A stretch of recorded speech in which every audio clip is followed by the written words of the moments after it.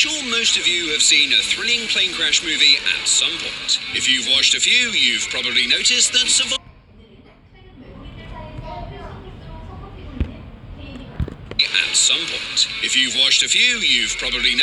survival rates in such ordeals are low. Especially if a plane crashes in the mountains, where the chances of making it out alive might plummet even faster than the plane itself. That's why the story I'm about to tell you is truly chilling, literally and figuratively speaking. I am talking about the Uruguayan Air Force Flight 571 disaster, also known as the 1972 Andes plane crash.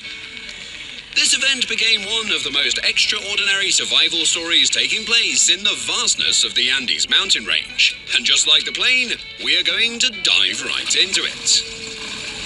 But before we dive into things, we want to thank our video sponsor, Displate, a unique metal poster designed to capture all your passions, even the disturbing ones. It's a refreshing alternative to paper posters because, well, it's metal. There are over 2 million artworks available in the Displate catalogue, from Star Wars to Warhammer, and pretty much everything between those two.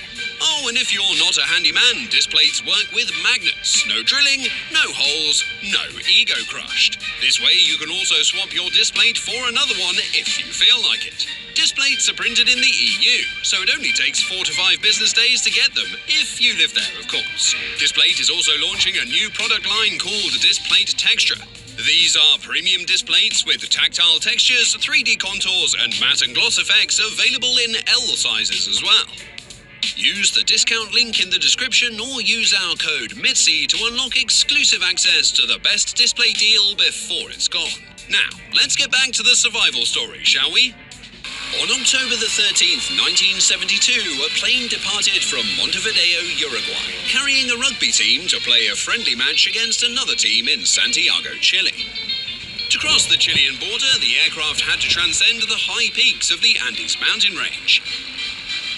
Due to poor visibility and some impressive shitty navigation skills by the pilots, the plane started to descend for landing while still flying above the snow-covered ridges.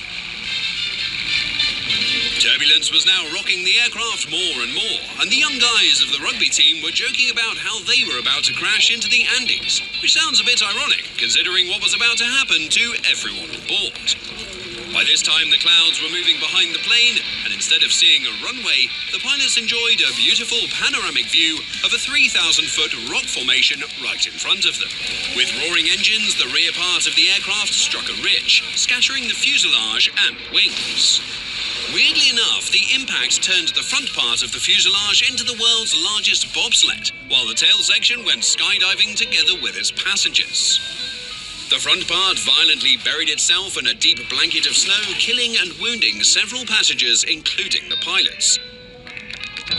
Soon after, the pilot that was still alive mumbled some words about how they passed the Andes Mountains over Curico, which was obviously bullshit and a clear indication of who was fucking up the navigation part. Not that it mattered a lot, because the surviving passengers found themselves stranded on a 12,000-foot high snow-covered plain surrounded by nothing but mountains. Not long after the crash, the sun began to set, and the survivors were about to experience their first hellish night in sub-zero conditions. Of the 45 passengers, 33 people survived the initial crash, which is not too shabby for a plane crashing into a mountain. In the following days, the survivors began to take inventory of any supplies, looking for food and water as well. A few guys carried luggage around, forming a big X mark near the fuselage, hoping to make the site easier to find. During that time, multiple search and rescue planes were spotted, but none of the planes could see the wreckage, which figures because from the air, the crash site probably would have looked like this. Good luck with that. Using a transistor radio and a makeshift antenna, the survivors were shocked to learn that the search operation was called off after 11 days. While suffering from extreme hunger, you can imagine that news did not land very well either for the rugby team. It became clear to some survivors they had to take drastic measures if they were to stay alive even a few more days. By now, the choice to resort to cannibalism became a loaded discussion within the group. Specifically, I am talking about the moral dilemma they faced, not if they were going to have a nice dry Chardonnay to go with their friends' back ribs. Oh, and white wine was not on the menu anyway, so that's too bad as well. And even if there was any, it would have made the whole thing slightly more romantic than it should have been. Let me show you.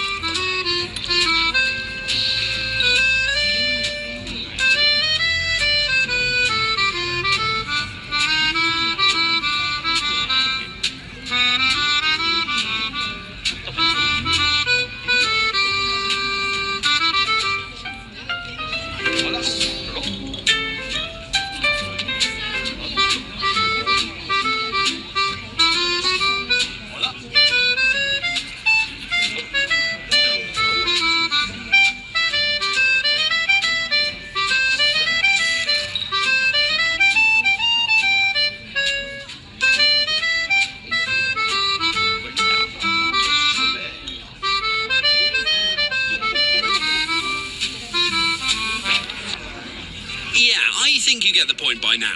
Mildly inappropriate, to say the least. Anyway, after some consideration by the group, they reckoned that death was inevitable if they deprived their bodies from any nutrition whatsoever.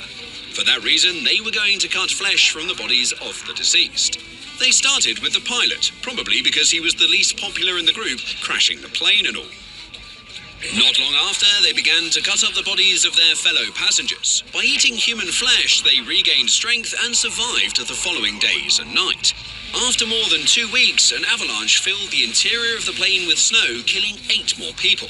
While being buried in snow, an intense blizzard kept the remaining survivors trapped for multiple days inside the fuselage. When the storm subsided, they dug a tunnel and freed themselves, which must have been nice, considering being buried for days between yet more dead people. While searching the area around the crash site, a small group found the tail section of the plane. Inside, the men found a battery, and they figured to use that battery to power a radio located in the cockpit back at the wreck site, which was a great idea, except for the part that it wasn't going to work. Despite the 12,000-foot elevation, the morale in the group was at an all-time low, as more and more people died from malnutrition and exposure. As a result, a final and desperate plan was forged to send out people on a hike and find a way out of the Andes mountain range towards the green Chilean plains.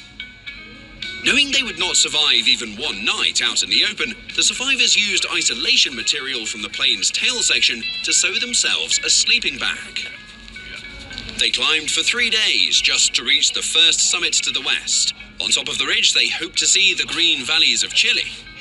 Instead, they saw only more mountains, which was a bummer. Since they already ate the pilots, there was nobody left to be mad at either. 2 of the 3 men continued the journey, taking the food of the third guy to extend the hike.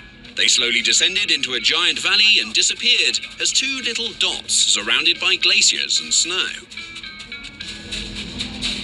After walking for 10 days straight, the 2 men encountered a Chilean shepherd, and by then the couple knew they would all be rescued. The 16 remaining survivors spent a total of 72 days in the Andes Mountains, facing extreme cold, starvation, and an avalanche. But hey, in the end, 16 people out of 45 survived the disaster. If you consider the lack of oxygen, extreme cold, starvation, and being buried by a frickin' avalanche, then, in a weird way, things could have been worse. We want to give another thanks to our sponsor, Displayed, for helping us create this video. Thanks to all our viewers for watching this culinary survival.